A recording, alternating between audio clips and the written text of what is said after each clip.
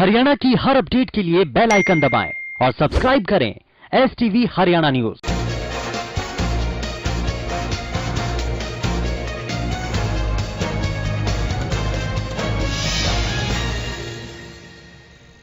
किसान आंदोलन के 7 महीने पूरे होने पर किसानों ने राज्यपालों को राष्ट्रपति के नाम ज्ञापन सौंपा।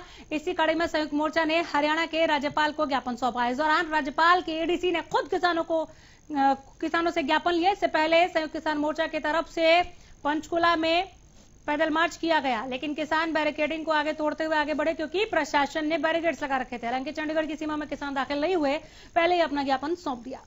इस दौरान किसान नेता योगेंद्र यादव ने कहा कि जब तक कृषि कानून वापस नहीं किए जाते किसान आंदोलन जारी रहेगा।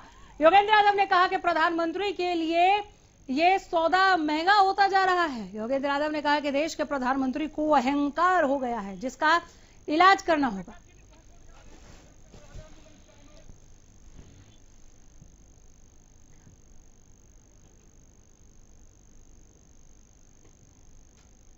सरकार जो है हठी राजा है और हठ जितने राजा ने पकड़ा है उसने राज भी गंवाया, उसने परिवार भी गंवाया है। चाहे हम रावण का उदाहरण ले, चाहे दुर्योधन का उदाहरण ले, और ये बीजेपी राज भी गंवाएगी और परिवार भी गंवाएगी, दोनों काम करेगी। चोट पे चोट पड़ती रहे, बेशक आखिरी चोट से पत्थर टूटता है, लेकिन पहले वाली चोटें बेकार नहीं जाती। आगे की रणनीति जो है, जब तक आंदोलन जीतेगा नहीं तब तक आंदोलन लड़ेगा।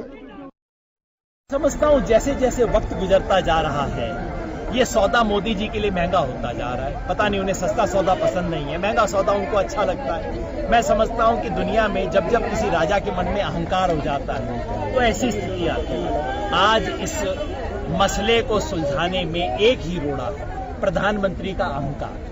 और जब प्रधानमंत्री को इतना अहंकार हो गया है तो मैं समझता हूं अहंकार की तो इलाज करना पड़ेगा। अब लोकतंत्र में अहंकार का इलाज क्या होता है जी? बीमारी सीरियस है, मरीज मेरा बड़ा गंभीर है, तो उसको एक तो मैंने बंगाल में इंजेक्शन दिया था जाके, पर लगता है कि बंगाल के इंजेक्शन से पूरा इलाज नहीं हुआ। नहीं, मरीज थोड़ा तो ठीक हुआ है, पूरा इलाज नहीं हुआ। लगता है उसे उत्तर प्रदेश में एक और इंजेक्शन देने की जरूरत पड़ेगी। चलो जी, देंगे, इलाज तो पूरा करना। कोरोना की दूसरी लहर के दौरान दिल्ली में ऑक्सीजन संकट पर राजनीति तेज हो गई है। अब गृह मंत्री अनिल विज ने भी इसे लेकर केजरीवाल सरकार पर झूठे आंकड़े पेश करके कोरोना काल में जरूरत से ज्यादा ऑक्सीजन हासिल करने का आरोप लगाया। साथ ही उन्होंने उच्च स्तरीय समिति गठित कर इसकी जांच की भी मांग की। किसानों के राजभवन घेराव पर विज ने कहा कि आंदोलनकारी किसानों में निराशा आ चुकी है। किसान आंदोलन को जिंदा रखने के लिए किसान नेता कुछ न कुछ प्रोग्राम करते रहते हैं। राहुल गांधी के किसानों पर समर्थन को लेकर विज ने कहा कि कांग्रेस हर उस व्यक्ति के साथ है जो देश की एकता और अखंडता को भंग करके देश में अशांति लाना चाहता है। डेल्टा प्लस की हरियाणा में दस्तक पर विज बोले कि सरकार तैयार है।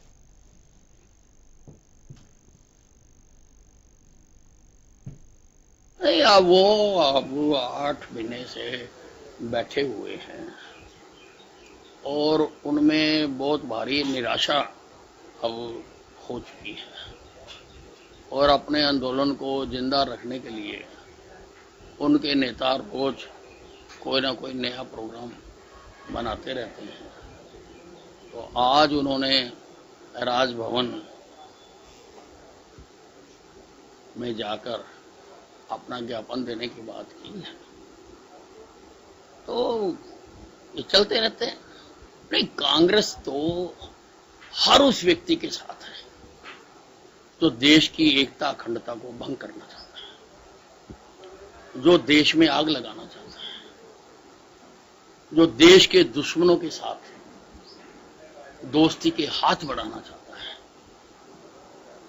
कांग्रेस तो उन सबके साथ है। दिल्ली की केजरीवाल सरकार ने जो आवश्यकता से ज्यादा ऑक्सीजन हासिल की और उससे जो अन्य प्रांतों पर उसका दुष्प्रभाव पड़ा और उन प्रांतों में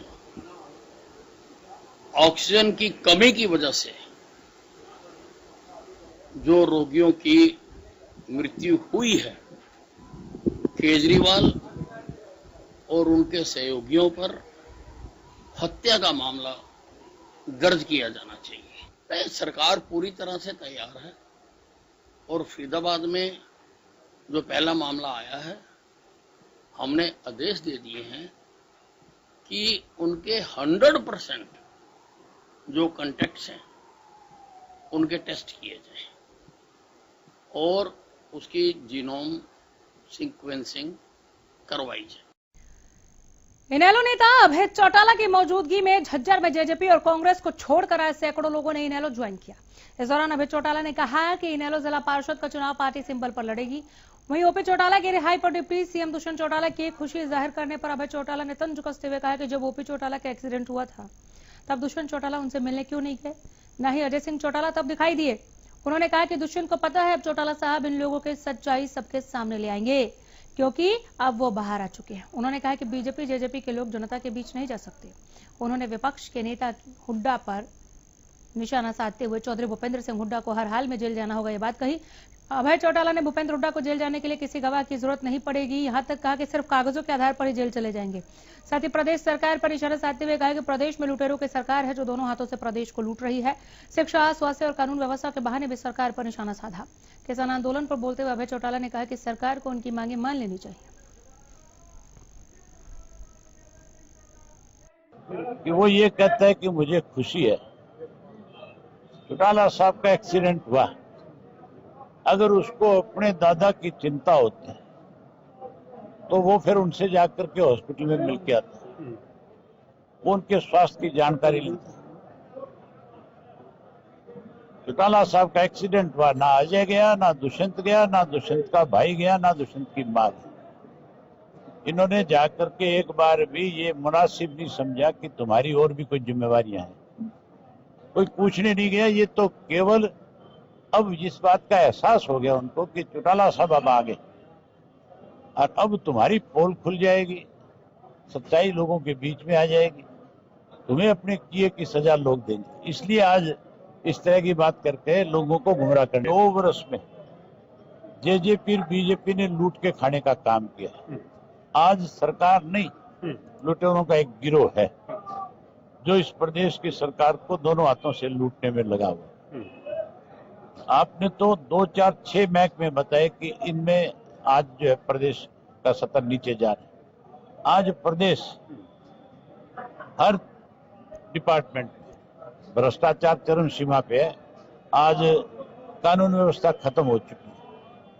आज तो ऐसे हालात हैं प्रदेश के कि कोई नया व्यक्ति इस प्रदेश में आकर के छोटा मोटा कारोबार भी नहीं करना चाहता, जेल जाना ही पड़ेगा। क्योंकि भूपेंद्र सिंह हुड्डा ने अपने 10 साल के कार्यकाल के दौरान इस तरह के काम किए हैं जिसकी वजह से किसी गवाह की भी जरूरत नहीं पड़ेगी।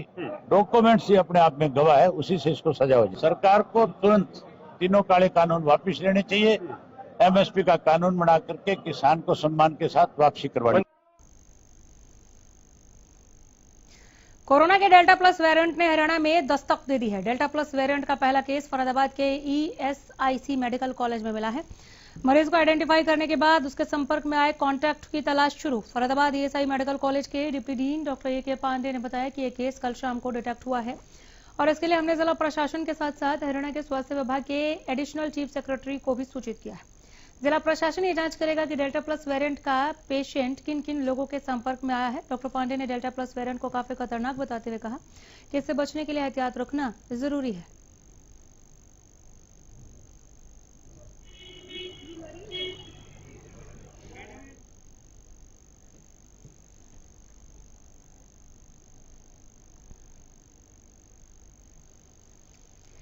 गुरुग्राम में स्वास्थ्य विभाग ने कोरोना टीकाकरण की नई शुरुआत करते हुए मेट्रो यात्रियों को एक बड़ा तोहफा दिया है। अब मेट्रो में यात्रा करने वाले लोगों को स्वास्थ्य विभाग वैक्सीन लगवाने की सुविधा मेट्रो स्टेशन पर ही उपलब्ध करवा रहा है। स्वास्थ्य विभाग डीएमआरसी के हुडा सिटी सेंटर में मेट्रो स्टेशन परिसर में कोरोना रोधी टीका केंद्र बनाएगा और 1 जुलाई से मेट्रो स्टेशन पर लोगों का टीकाकरण शुरू किया जाएगा, जिसमें रोज 250 लोगों को टीका लगाया जाएगा। इसमें 200 लोगों को पहली डोज, 500 लोगों को दूसरी डोज लगाई जाएगी। सभी को कोविशील्ड वैक्सीन की डोज दी जाएगी।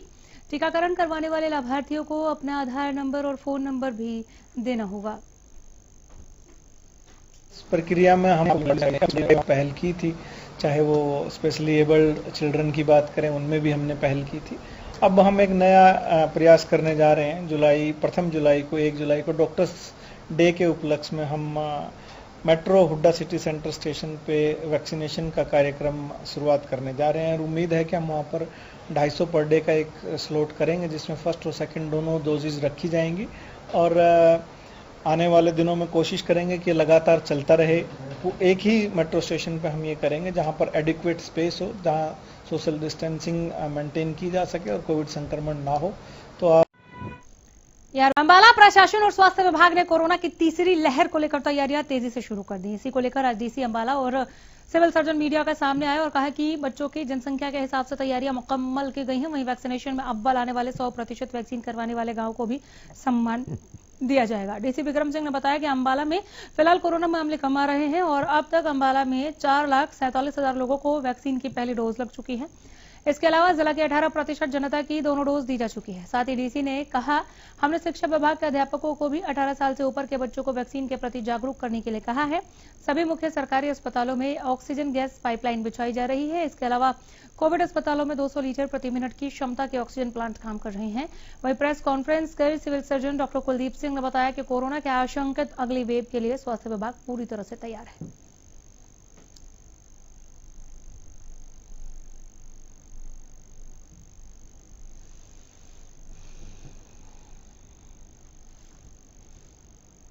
बढ़ते पेट्रोल और डीजल के दामों ने जहां आम आदमी का जीना मुहाल कर दिया है, वहीं ट्रांसपोर्टर ने भी सरकार की नीतियों के खिलाफ मोर्चा खोलने की तैयारी कर ली। आपको बता दें कि ट्रांसपोर्ट यूनियन ने मीटिंग कर सरकार को चेतावनी जारी कर 28 जून को ब्लैक डे के तौर पर विरोध करने का ऐलान किया।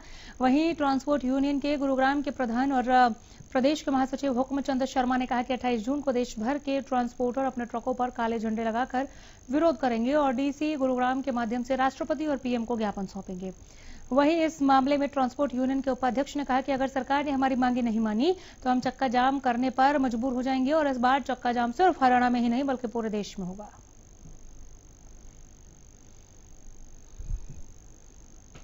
जो तेल की बढ़ोतरी डे बाय डे सरकार कर रही है, इसकी एवज में हमारा all India motor transport Congress पूरी इंडिया की एक संस्था है जिसके अधीन हर स्टेट के हर डिस्ट्रिक्ट के जो भी एसोसिएशन है ट्रांसपोर्ट लाइन की, वो उसी के अधीन काम करती हैं।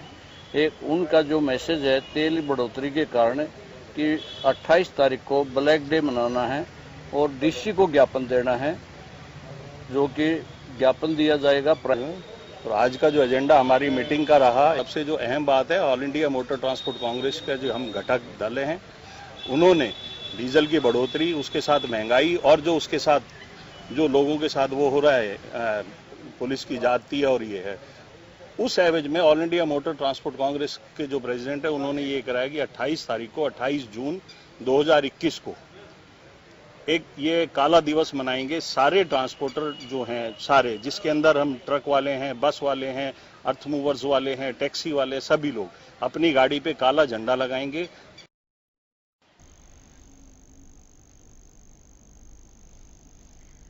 ठेका प्रथा को खत्म करने की मांग को लेकर सिरसा के स्वास्थ्य विभाग के कर्मचारियों ने सिरसा के नागरिक अस्पताल में ही धरना दिया। इस दौरान कर्मचारियों ने हरियाणा सरकार और स्वास्थ्य विभाग के खिलाफ जमकर नारेबाजी की। दरअसल सिरसा स्वास्थ्य विभाग ने कोरोना काल में सिरसा से 102 आउटसोर्स कर्मचारियों को हटाया, जिसके विरोध में कर्मचारी पिछले कई दिनों से स्वास्थ्य विभाग के खिलाफ विरोध प्रदर्शन कर रहे हैं। कर्मचारियों ने स्वास्थ्य विभाग को चेतावनी देते हुए कहा कि अगर स्वास्थ्य विभाग ने जल्द कर्मचारियों को बहाल नहीं किया तो वो आने वाले दिनों में अपने आंदोलन को और तेज करने पर मजबूर हो जाएंगे। में ठेके पर लिया गया था और इतने पुराने हमारे कर्मचारी जो कार्य कर रहे हैं यहाँ पे, कोई स्वीपर सर्वेंट कुछ भी 10-10 साल हो चुके हैं जिनको यहाँ लगे हुए, उन सब का तबादला कर दिया गया है। इतनी दूर कर दिया गया है कि जहाँ से वो 10,000 रुपये में बताओ क्या आना जाना करेंगे, क्या वो बचाएंगे। कुछ लोग हमारे किराए पे रहते हैं, बताओ क्या खाएंगे। वही बात होगी कि नंगा नहाए क्या और निचोड़े क्या। तो इसके कारण हमने ये हड़ताल की है। हम ये चाहते हैं कि हमारे जैसे बंदे लगे हुए थे वैसे के वैसे ही वापस लिए जाएं और हमें पेरोल पे किया जाए। हम हमारी जायज मांगे हैं वो पूरी की जाए। सरकार से हम अनुरोध करते हैं कि हमारी इस फरियाद को गंभीरता से लिया जाए और इस पर अमल किया जाए। चरखी दादरी में पुलिस की तरफ से हर साल 26 जून को अंतर्राष्ट्रीय नशा विरोधी दिवस के रूप में मनाया जाता है, ताकि नागरिकों को नशे के खिलाफ जागरूक कर इससे जुड़े खतरों के बारे में अवगत करवाकर नशा मुक्त समाज के लक्ष्य को प्राप्त कर मजबूत बनाया जा सके।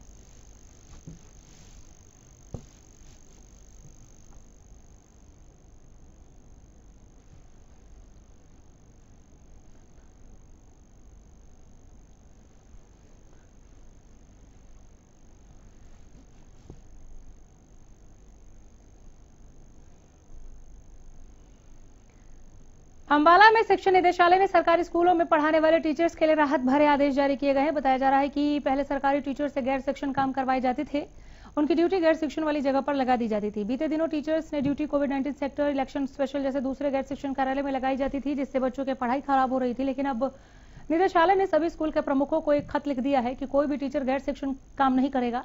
जिनकी ड्यूटी लगाई गई है उन्हें भी वापस बुलाया जाएगा।